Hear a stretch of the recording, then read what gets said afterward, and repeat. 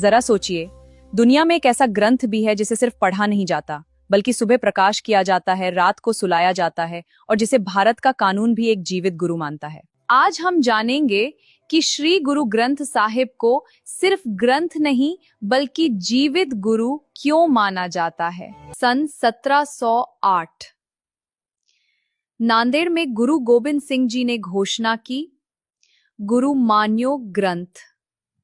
इस एक वाक्य ने मानव गुरुओं की परंपरा समाप्त कर दी और दिव्य ज्ञान को हमेशा के लिए गुरु बना दिया। इसीलिए आज भी इनके पन्नों को अंग कहा जाता है और इनके साथ एक जीवित राजा जैसा सम्मान किया जाता है। लेकिन असली क्रांति यहाँ नहीं थी।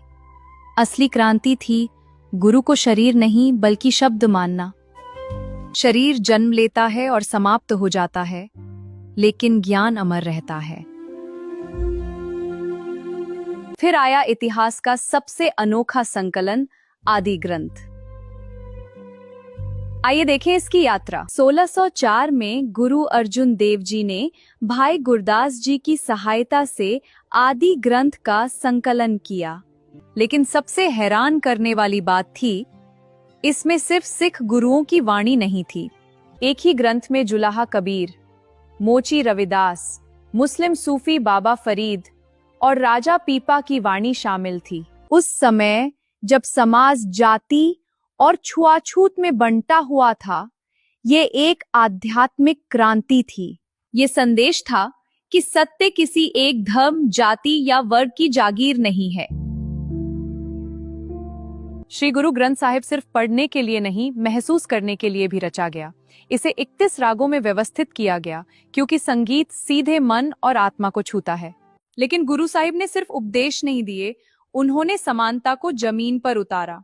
लंगर और पंगत ने राजा और गरीब को एक ही कतार में बैठा दिया। ये सिर्फ भोजन नहीं था, ये अहंकार तोड़ने और मानवता जोड़ने की प्रयोगशाला थी।